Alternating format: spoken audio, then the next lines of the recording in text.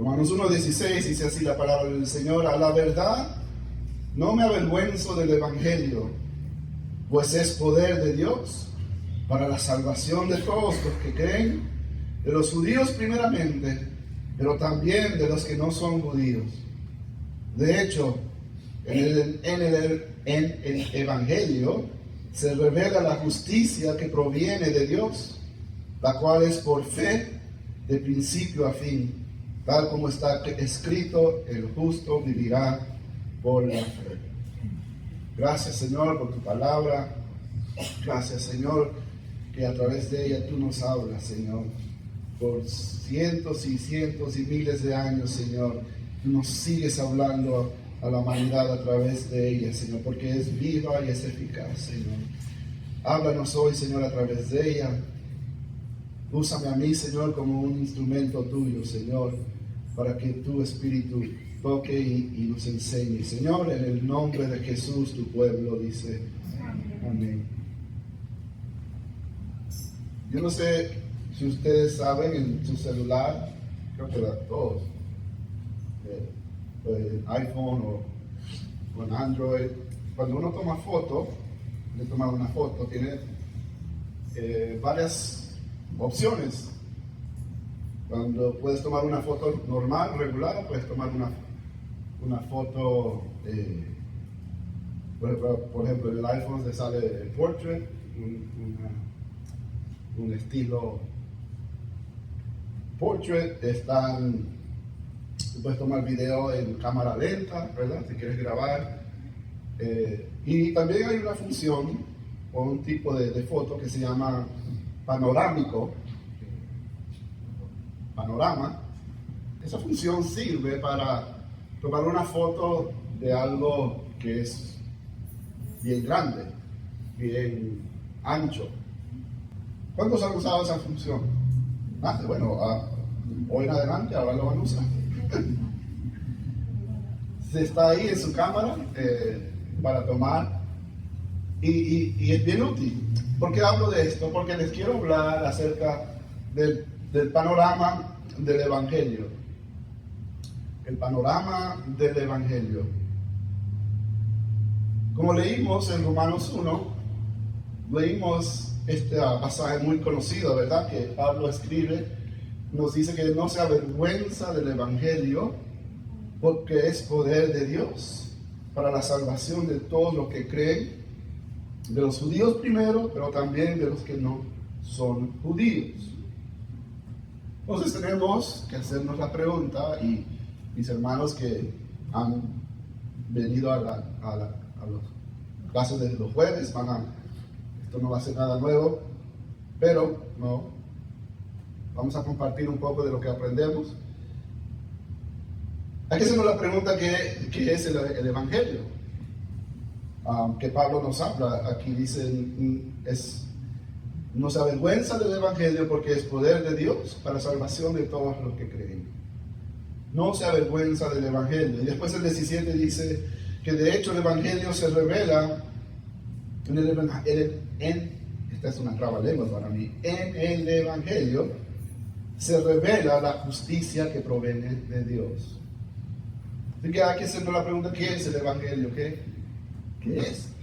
Porque una cosa que Pablo nos dice es que es potente, dice que es poderoso, y también dice que nos revela esta cosa, la justicia que viene de Dios.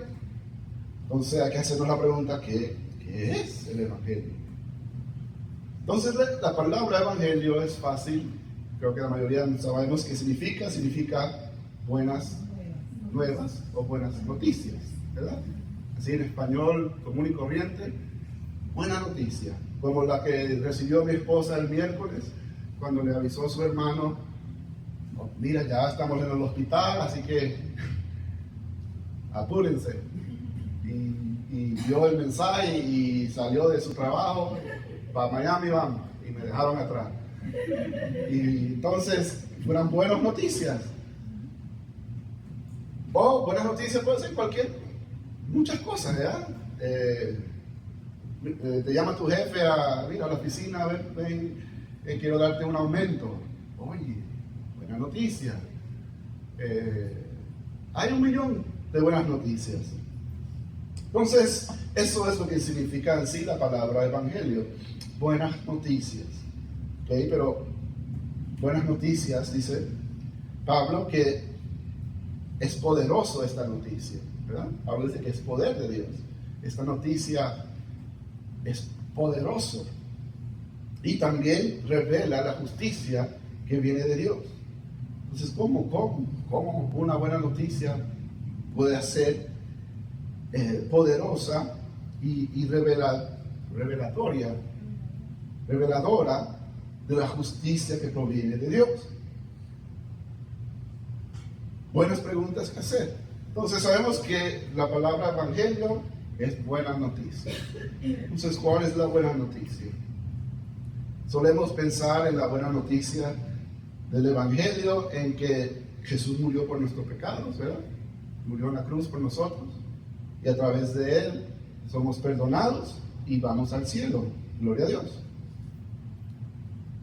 Y sí, eso es parte de la noticia. Pero ese es solo un selfie si tomamos la foto del evangelio, solo estamos tomando una foto normal, una foto regular del evangelio. Porque el evangelio implica mucho más que simplemente que Jesús murió por nosotros. Entonces, para tomarle una foto verdadera, para que se vea completa que es el evangelio, no podemos usar el modo regular de nuestra cámara, tenemos que usar el modo panorámico para ver por completo qué es el evangelio. Porque a veces pensamos que el evangelio se anunció, por ejemplo, en el Nuevo Testamento o en Juan 3:16, cuando conocemos ese gran versículo, ¿verdad? De tal manera amó Dios al mundo, que envió a su único Hijo, para que todo aquel que en él crea no se pierda, mas tenga vida eterna. Entonces, podemos pensar que ese es el evangelio, ¿verdad? Dios nos amó tanto, envió a su Hijo, que murió por nosotros, para no perdernos, sino para tener vida eterna. Pero otra vez, eso es simplemente una foto, una selfie del Gran Cañón.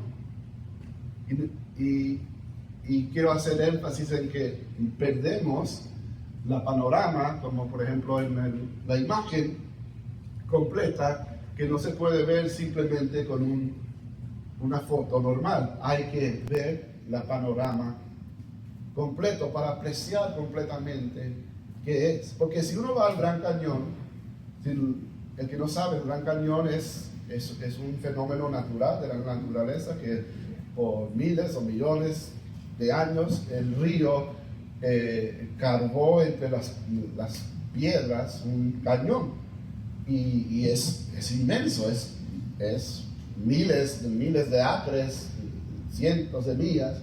Y yo digo que yo la vi era en avión cuando volaba, porque la vi desde el avión de mi ventana y se veía la gran majestad de ese fenómeno natural. Entonces, si uno toma una simple foto, ¿verdad? Se acerca a la Gran Cañón y mira, aquí estoy en la Gran Cañón. Pues lo que van a ver detrás de mí es pura piedra roja, ¿no? No se va a apreciar, no se va a entender bien, como yo lo vi desde el avión a 30,000 pies en el aire y lo pude ver y dije, wow, qué cosa tan impresionante, que de esta altura pude ver el panorama un poco lejos, porque sería mejor un poco más cerca, pero un día iré, pero pude ver la panorama completo. Entonces hoy les quiero que veamos un poco la panorama del evangelio. Entonces uno diría o pensaría que el evangelio, las buenas noticias empiezan en el Nuevo Testamento, ¿verdad? Cuando Pablo escribe, ¿verdad? O Juan escribió acerca de Juan 3:16, que Cristo murió por los pecadores.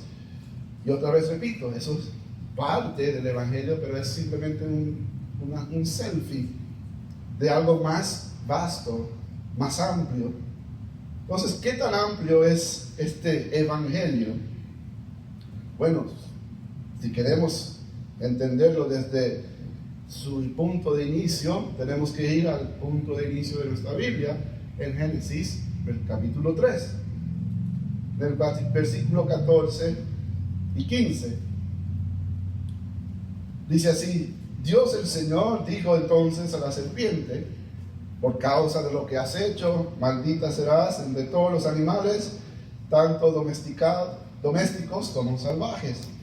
Te arrastrarás sobre tu vientre y comerás polvo todos los días de tu vida. Todos sabemos el contexto de este versículo, ¿verdad? Dios está castigando a la serpiente por haber engañado a Adán y Eva, y le está maldiciendo. Y después dice en el 15, sigue hablándole a la serpiente, dice: pondré enemistad entre tú y la mujer, y entre tu simiente y la de ella. Su simiente te aplastará la cabeza, pero tú le herirás el talón. Entonces me podrán preguntar, pero ¿qué tiene que ver eso con el evangelio? ¿Qué es buena noticia de eso?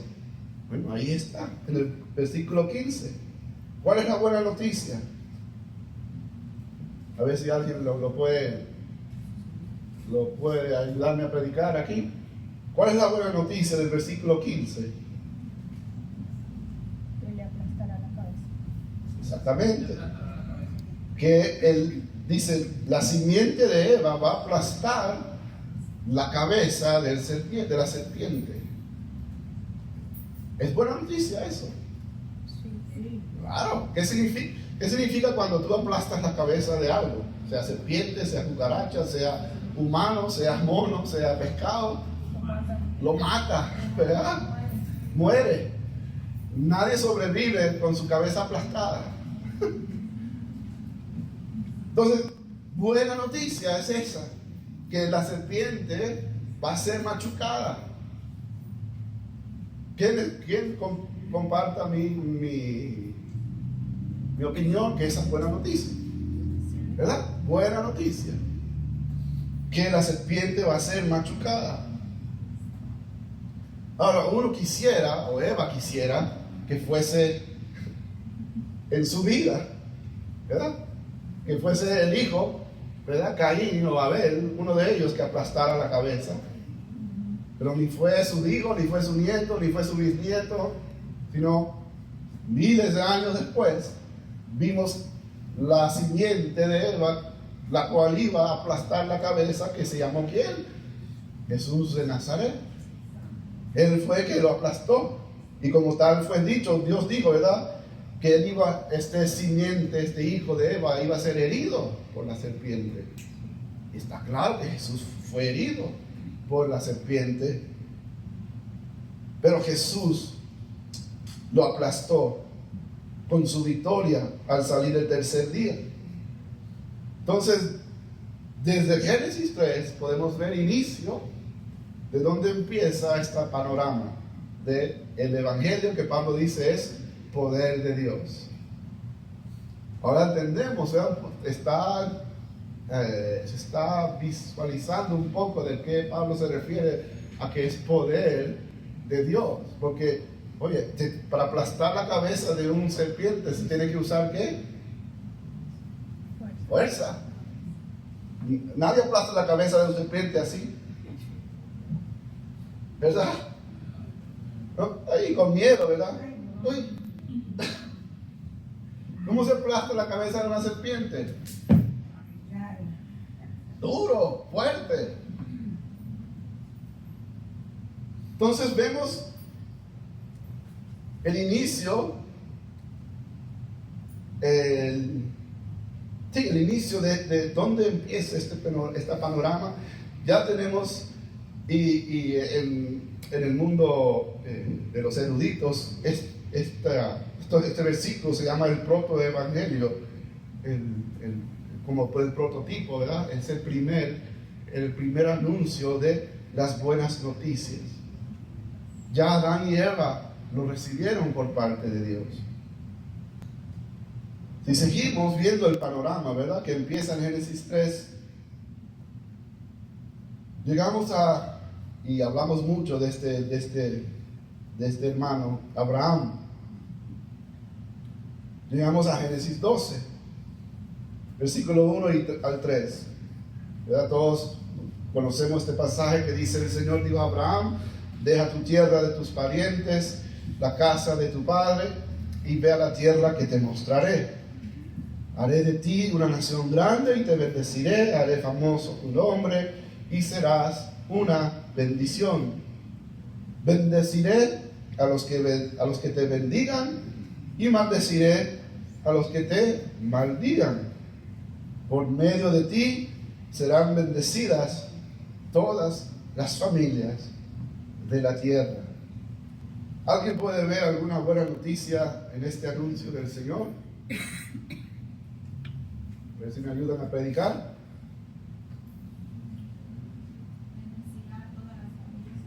Exactamente. Oye, hermana, está una estrellita.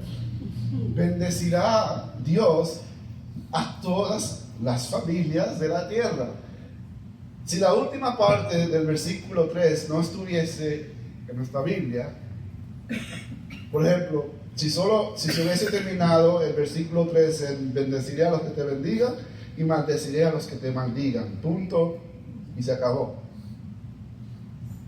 Uno diría, oye, esta es buena noticia, pero para Abraham, ¿verdad? Porque el versículo 2 dice: haré de ti una nación grande y te bendeciré, haré famoso tu nombre y serás una bendición, bendeciré a los que te bendigan y maldeciré a los que te maldigan. ¿Qué? Chévere, te felicito, Abraham, gloria a Dios. Pero todo es acerca de él, ¿verdad? Es como cuando alguien, ¿verdad?, gana la lotería y, oye, felicidades, ¿no? Qué bueno, y ya, yo no gano nada con eso. El que una persona gane la lotería. Pero qué bueno que el versículo 3 no terminó en que maldeciré a los que te maldigan, sino sigue Dios diciendo: por medio de ti, Abraham, serán bendecidas todas las familias de la tierra. Ahora sí, eso es buena noticia, no solamente para Abraham y su familia, pero para todos nosotros que no somos extraterrestres, los que vivimos en la tierra. Porque Dios les dijo y les dice a Abraham que toda esta bendición que le va a venir a Abraham es con un propósito. Para él, Dios usar a Abraham para la bendición no solamente de su familia nuclear, su familia inmediata, o sus sobrinos como Lot o cualquier otro, sino todas las familias van a ser bendecidas por medio de Abraham. Entonces, el panorama lo estamos viendo en Génesis 12, y bueno, el resto de nuestra Biblia es la historia de estas promesas de la familia de Abraham esperando estas bendiciones que Dios ha prometido, y cada generación esperando que se cumplen las palabras de Dios, de que primero que la serpiente va a ser aplastada y que a través de la familia de Abraham todas las naciones van a ser bendecidas. Entonces, ¿verdad? Si viene Isaac, viene Jacob, vienen los hijos de Jacob, ¿verdad? Cuando son 12, la tribu de Israel. Y todos, ¿verdad?, generación tras generación esperando, como Eva, que esperó, murió y esperó toda su vida y no lo vio. Abraham vivió, murió, no lo vio, generación tras generación esperando este cumplimiento de esta buena noticia. Uno, que el enemigo, Satanás, la serpiente, va a ser derrotada. Y dos, que a través de la familia de Abraham, las naciones de toda la tierra van a ser bendecidas. Entonces, el panorama, si estamos ahí, ¿verdad? Con esta cámara, pensamos en Génesis, seguimos ahí por el Torá, se levanta David, cae David, se levanta Salomón, cae Salomón y todos los reyes se van esperando ese cumplimiento. Israel cae, la nación cae en cautiverio y llegamos, ¿verdad?, a los profetas y llegamos a Isaías. Isaías 52, versículo 7, dice así. Isaías 52, 7, qué hermosos son sobre los montes los pies del que trae buenas noticias, del que proclama la paz, del que anuncia buenas noticias, del que proclama la salvación, del que dice a Sión, tu Dios reina. Qué hermoso, ¿verdad? No fijándonos teológicamente, pero así en el común y corriente, en la vida normal, qué hermoso cuando nos traen buenas noticias. Cuando nos llega buena noticia. Porque lo opuesto es también emocionante, pero del lado contrario, cuando nos traen malas noticias. Por ejemplo, cuando el celular te suena a las 1, 2, 3 de la mañana, ahí tú sabes que es 1% chance que esa va a ser buena noticia. Por eso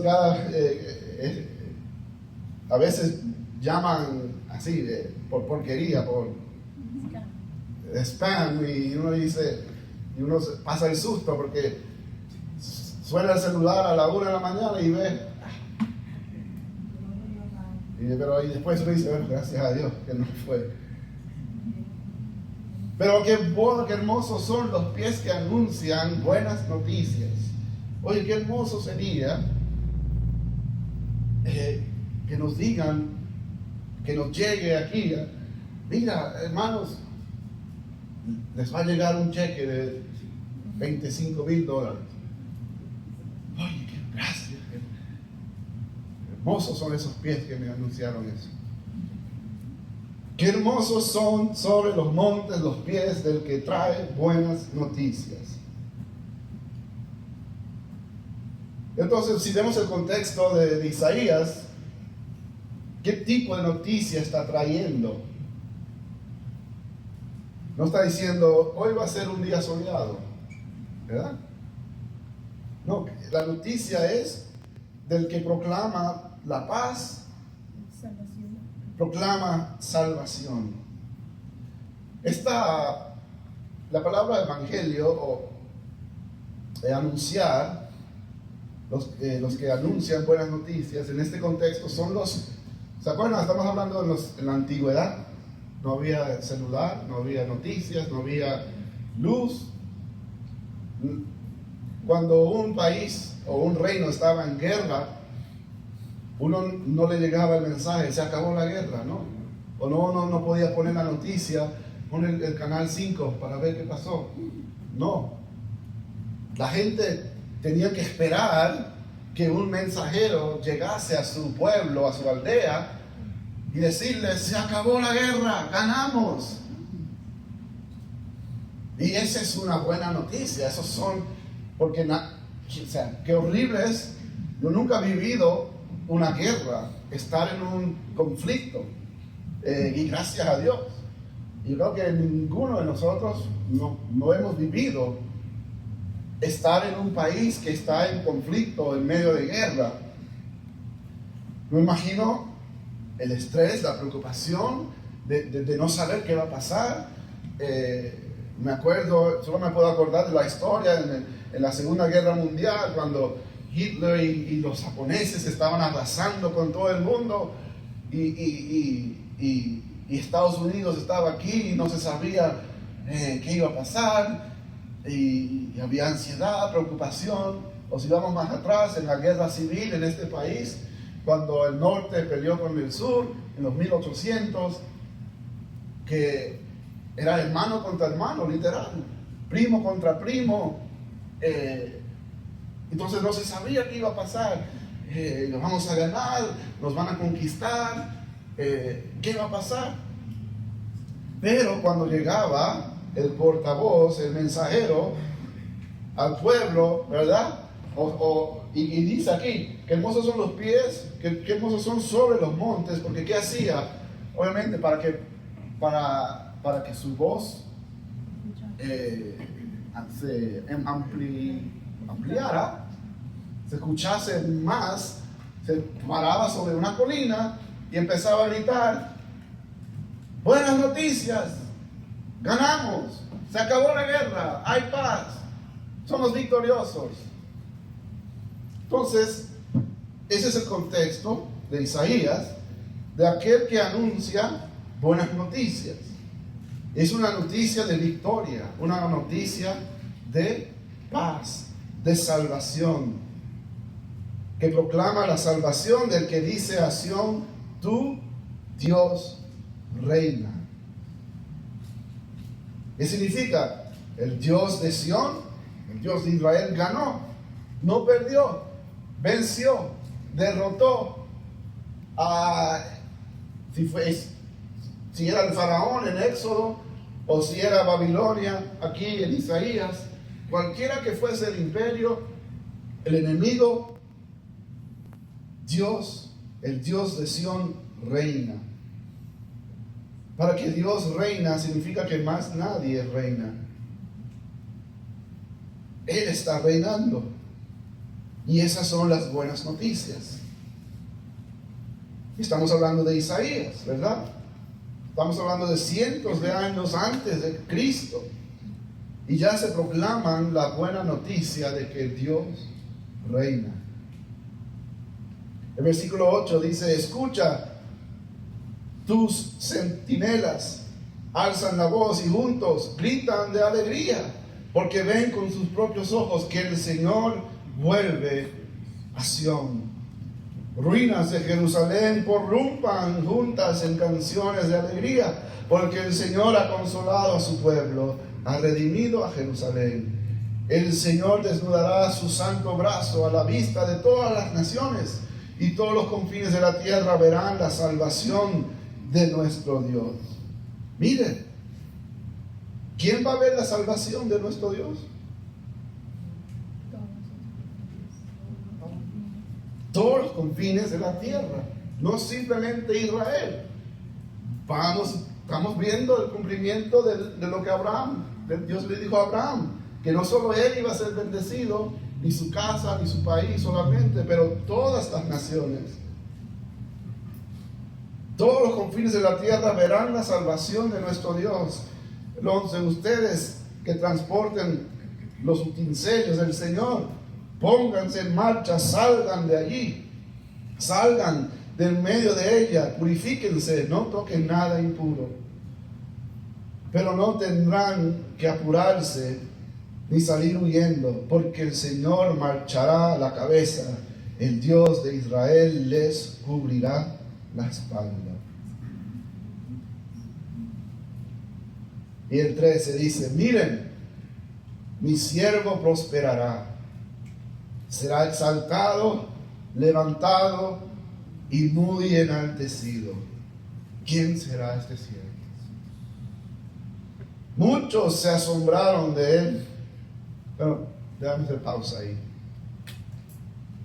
Así que vemos las buenas noticias, el panorama de este evangelio, de esta buena noticia que implica una victoria, que implica que Dios reinará y que traerá paz y traerá salvación, no solamente a su pueblo, pero a todos los confines de la tierra. Entonces, si seguimos, ¿verdad?, nuestra cámara tomando la foto panorámica, llegamos al Nuevo Testamento. Llegamos a Lucas 2, versículo 10. y 11, que pega con en la época en la cual estamos viviendo ahorita. Lucas 2, versículo 10 dice: pero el ángel dijo, no tengan miedo, miran que traigo buenas noticias que serán motivo de mucha alegría para todo el pueblo.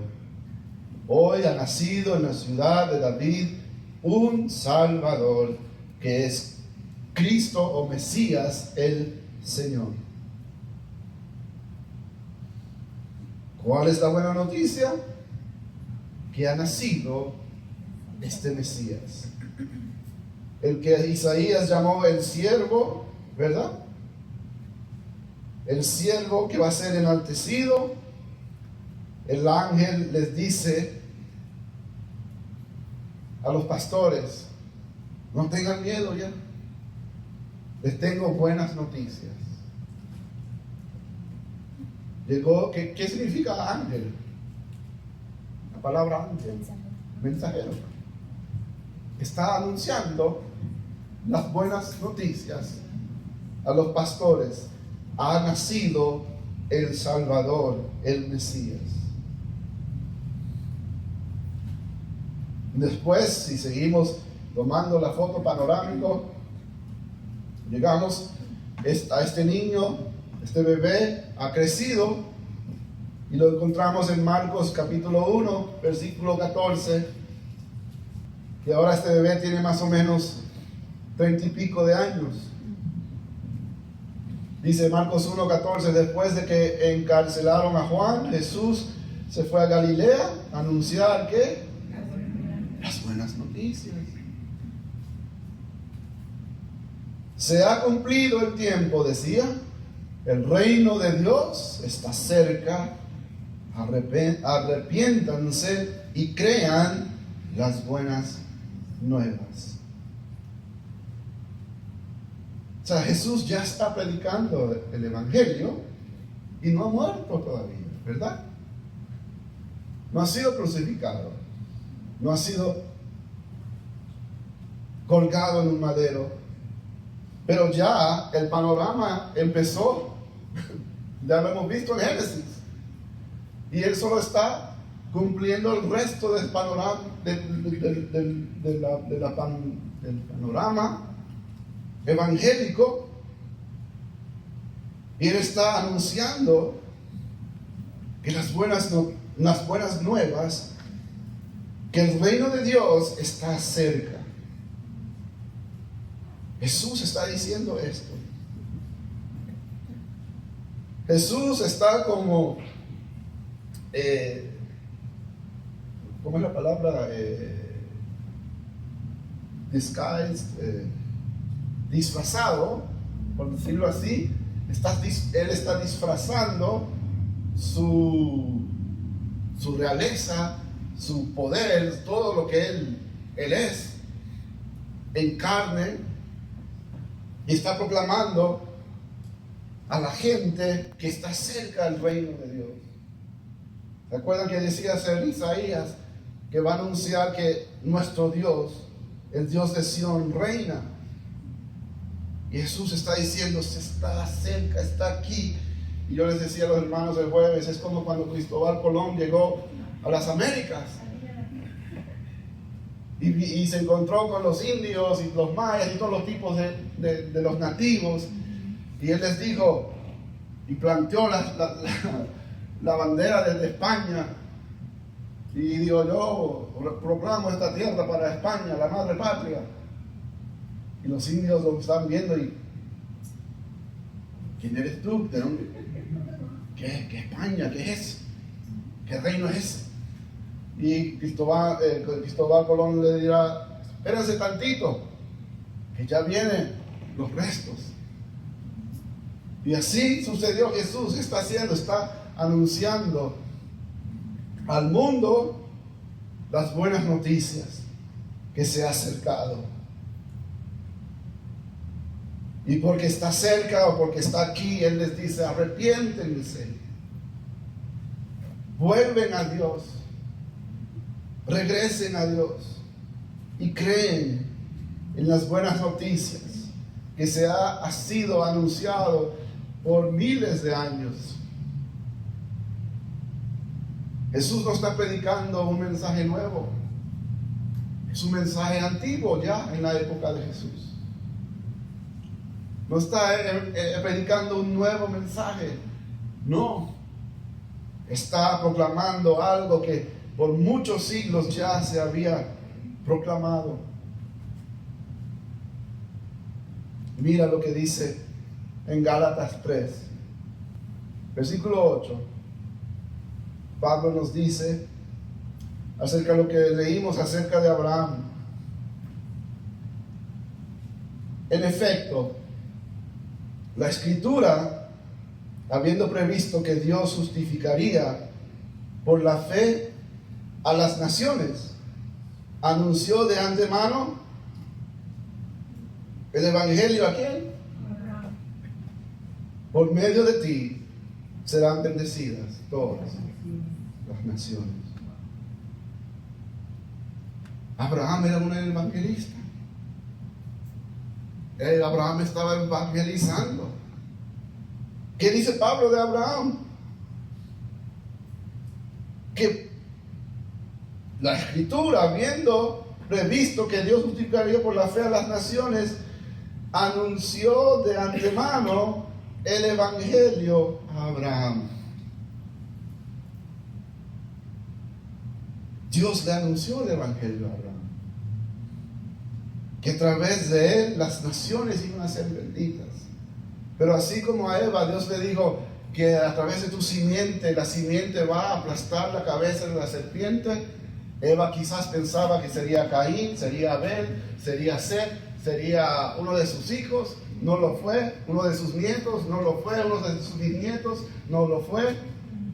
Igual pensaría Abraham: bueno, Señor, no lo cumplí, no bendecí a las naciones cuando Abraham se está muriendo, pero él, me imagino, pensaba: pero Isaac lo hará a través de mi hijo, ¿verdad? El que tú me lo salvaste, él va a bendecir las naciones. Muere Abraham, muere Isaac, no bendice a nadie. Bueno, quizás mi hijo Jacob, llega Jacob, tampoco. Bueno, Israel, Jacob, sus hijos, bueno, uno de ellos, tengo 12, tengo mejor posibilidad, uno de 12. Ninguno fue, hasta que pasaron las generaciones y generaciones, y llegó Jesús. Pero estaba ya dentro de Abraham esta simiente que iba a bendecir las naciones. Y estaba ya en Eva, en Adán y Eva, este hijo que iba a salir de ellos, que iba a aplastar la cabeza de la serpiente. Y Pablo nos dice que es Dios, la Escritura, pues, la Biblia que tenemos, habiendo previsto que Dios justificaría por la fe a las naciones, anunció de antemano el Evangelio a Abraham. Yo les aseguro que la gran mayoría de los cristianos no asocian a Abraham con el Evangelio, porque dicen: no, el Evangelio es cuando vino Jesús con los apóstoles, los discípulos. Pero yo les digo, solo estamos viendo un selfie, un close-up de algo mucho más amplio que empezó desde Génesis. Y vino Jesús a cumplir. Y claro que sí. Si vemos otra vez, ahora sí vamos del verso a Isaías 52:13.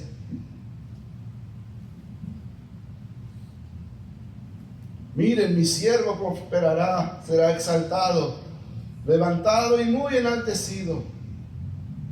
Muchos se asombraron de él. Me imagino, porque era tan hermoso, era tan glorioso, era tan majestuoso, era tan esplendoso, ¿verdad? ¿Por qué se asombraron de él? Isaías. Pues tenía desfigurado el semblante. ¿Cómo?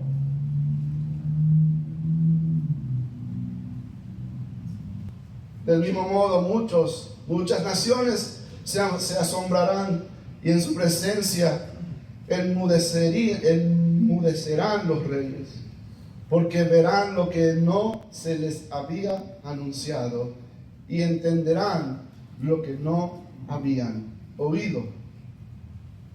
Y el 53, versículo 1. ¿Quién ha creído a nuestro mensaje? ¿Y a quién se ha revelado el brazo del Señor? Creció en su presencia como vástago tierno, como raíz de tierra seca. No había en él belleza ni majestad alguna.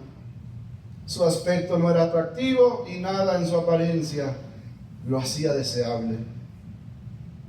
No tenía pinta de rey. ¿Se acuerdan cuando Israel quería un rey? Y querían a Saúl, ¿verdad? ¿Se acuerdan? ¿Por qué querían a Saúl? Porque era hermoso, alto, alguien que parecía majestuoso. Pero mira no había en él belleza ni majestad alguna. Su aspecto no era atractivo y nada en su apariencia lo hacía deseable. Despreciado y rechazado por los hombres, varón de dolores, habituado al sufrimiento. Todos evitaban mirarlo. Fue despreciado y no lo estimamos. Ciertamente él cargó con nuestras enfermedades y soportó nuestros dolores. Pero nosotros lo consideramos herido, golpeado por Dios y humillado. Él fue traspasado por nuestras rebeliones y molido por nuestras iniquidades. Sobre él recayó el castigo, precio de nuestra paz, y gracias a sus heridas fuimos sanados. Todos andábamos perdidos como ovejas, cada uno seguía su propio camino, pero el Señor hizo recaer sobre él la iniquidad de todos nosotros. Maltratado y humillado, ni siquiera abrió su boca. Como cordero fue llevado al matadero, como oveja que enmudece ante su transquilador, ni siquiera abrió su boca. Después de aprenderlo y juzgarlo, le dieron muerte. Nadie se preocupó de su descendencia. Fue arrancado de la tierra de los vivientes y golpeado por la rebelión de mi pueblo. Se le asignó un sepulcro con los malvados y con los ricos fue su muerte, aunque no cometió violencia alguna, ni hubo engaño en su boca. Pero el Señor quiso quebrantarlo y hacerlo sufrir. Y como él ofreció su vida para obtener el perdón de pecados, verá su descendencia, prolongará sus días y llevará a cabo la voluntad del Señor. Después de su sufrimiento, verá la luz y quedará satisfecho. Por su conocimiento, mi siervo justo justificará a muchos y cargará con las iniquidades de ellos. Por lo tanto, le daré un puesto entre los grandes y repartirá el botín con los fuertes, porque derramó su vida hasta la muerte y fue contado entre los transgresores. Cargó con el pecado de muchos e intercedió por los transgresores. Lo que ocurrió en el Calvario fue una revelación, no era una creación. Es una revelación de algo que ya existía, que ya Dios le había anunciado a Eva, que ya Dios le había anunciado a Abraham y le había anunciado a Isaías. Una revelación de algo que ya existía, no la creación de algo sin existencia previa. La cruz reveló la identidad eterna del Todopoderoso. Fue en esa cruz cuando el mundo se dio cuenta de quién era este Jesús de Nazaret. No era cualquier profeta, cualquier maestro, cualquier hombre. Era el Hijo de Dios. La cruz simplemente destapó lo que era, reveló lo que de antemano se había sido anunciado. Reveló este varón de dolores, este siervo que no tenía aspecto hermoso, no tenía nada para uno decir, wow, parece rey, tiene pinta de rey. Para nada. Nadie se sospechaba de que podrá ser un rey un día. No, nadie. Y menos después de ser desbaratado por los romanos, desnudado y avergonzado. ¿Quién iba a tener esperanza de que ese iba a ser el Mesías? Más bien se reían y en burla le pusieron un rótulo en la cruz. He ahí el rey de los judíos. Como burla. O sea, mira a tu rey. Y le dan corona. No de la col ni el del rey. Una corona de espinos. Toma tu corona. He ahí tu rey. Burla, pero no sabían que lo que hacían en ese momento del Calvario era lo que Isaías había dicho en el versículo 13 del 52, que será exaltado, será levantado y será enaltecido. Oye, pero ¿quién quiere ser exaltado de esa manera?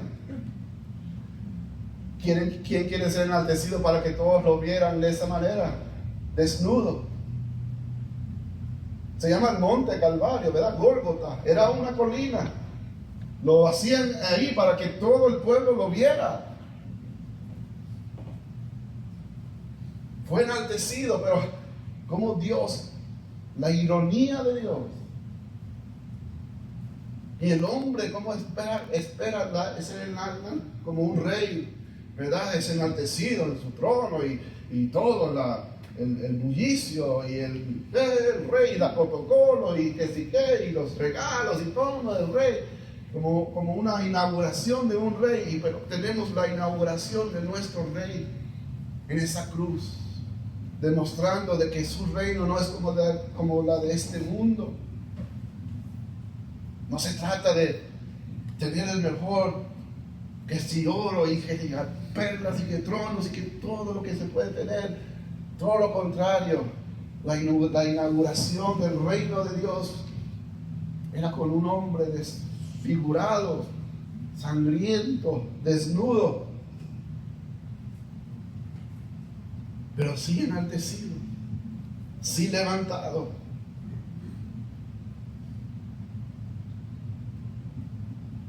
Y a través de su muerte y su resurrección, su resurrección hace válido su muerte, le da potencia a su muerte. Porque si hubiese muerto pero sin resurrección, es otro mártir.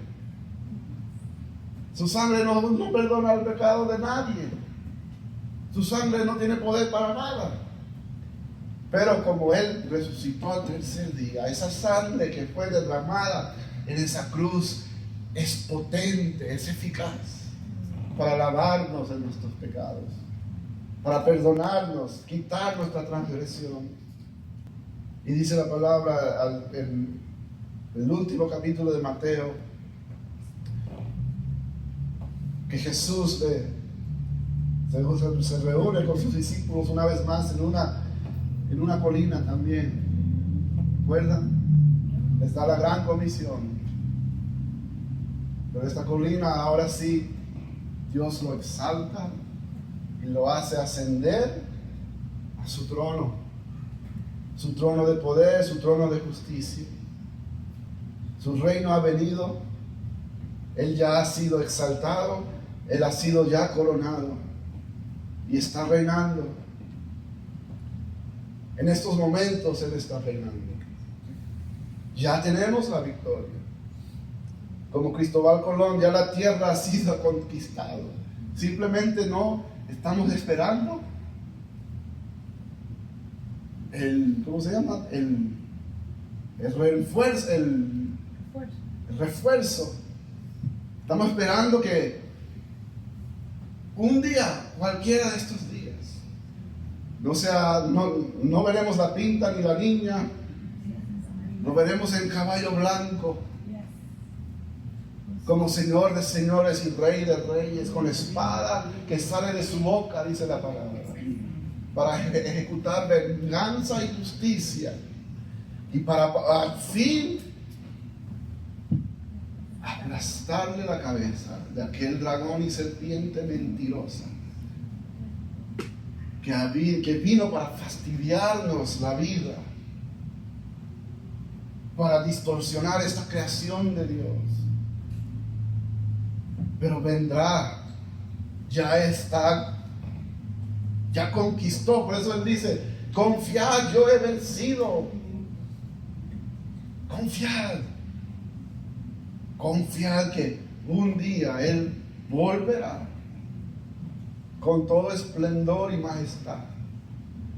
Y ahí nadie se va a decir: Él es rey. No, todos verán: ese es el mero de los meros. Tanto que dice la palabra que toda rodilla se doblará y toda lengua, no va a haber duda más mínima de quién es este hombre, varón de dolores, victorioso, y viviremos y reinaremos con Él por la eternidad. Esas son las buenas noticias. Las buenas noticias del Evangelio embarca una panorama bien vasta, bien larga, pero muy hermosa.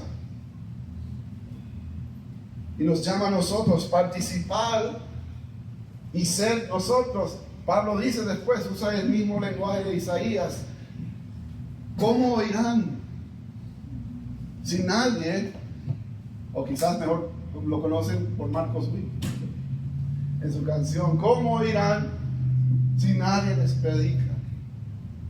Hermosos son los pies de los que anuncian la paz, las buenas nuevas de Jesús. Por eso, enciende una luz y déjala brillar, la luz de Jesús que brilla en todo lugar. No la puedes esconder, no te puedes callar ante tal necesidad. Enciende una luz en la oscuridad. ¿Qué le dijo a sus discípulos? Id a todo el mundo y anunciar. Que predicar simplemente significa anunciar. Anunciar las buenas nuevas, que Jesús es el Rey de reyes y Señor de señores. Que no importa el que esté en el poder del país X o el país Y, el que está en el trono de los tronos es Jesús. Que no importa que si está esta persona aquí, que si, imagínate que Honduras dice: ¿sabe quién es el presidente que se hizo votaciones la semana pasada? Y todavía están contando los votos. Oye, yo no sé, que están contando a unos niños de 2 años o qué. Una semana para contar, no se sabe quién va a ser el presidente todavía. Pero nosotros estamos claros y seguros de quién es el Rey de reyes, es Jesús. Y nos ha llamado a nosotros a ser su mensajeros de la paz. Somos ahora nosotros como los ángeles que le anunciaron a los pastores: he aquí que hay buenas nuevas de paz. Ha nacido un Salvador. Él ya nació, ya vivió, ya murió, ya resucitó, ya se exaltó y está sentado en el trono. Eso es lo que anunciamos, eso es lo que predicamos, que Jesús es el Rey, no el presidente, ni siquiera tú mismo eres el Rey de tu vida. Él es el Rey. Estamos llamados. ¿Te acuerdas? Dijo: toda potestad y toda autoridad se me ha sido dado en el cielo y en la tierra. Ahora y anunciar las buenas nuevas. Él tiene toda poder. Es un lenguaje, siempre ha sido un lenguaje del reino, militar, un lenguaje Él ha ganado, Él es el victorioso. Esa es la buena noticia. Dios reina, Jesús reina. Y no importa si hoy ves tinieblas, si hoy estamos pasando por una valle de sombra de muerte, Él nos ha dicho que Él está con nosotros. Aún en los peores momentos Él está con nosotros, para llevarnos a lugares delicados, a pastos verdes, junto a aguas de reposo. Me pastoreará, confortará mi alma, me guiará por sendas de justicia, por amor a su nombre. Vamos a tomar de la cena del Señor. Creo que tenemos una mejor perspectiva de este panorama de las buenas nuevas de Jesús. Las buenas nuevas simplemente es esto: Jesús es el Rey. Jesús está sentado en el trono, y a través de Él es que las naciones son benditas. Salió de la simiente de Abraham, salió de la simiente de Eva, y vino a cumplir lo que Dios había dicho. Por medio de Él somos nosotros benditos. Como leímos el primer pasaje en Romanos 1. La verdad no me avergüenzo, 1:16 del Evangelio, pues es poder de Dios para la salvación de todos los que creen. De los judíos primeramente, pero este pero es tan bueno, pero también de los que no son judíos. Yo no soy judío, ustedes no son judíos, pero nos incluye a nosotros. No me avergüenzo del Evangelio.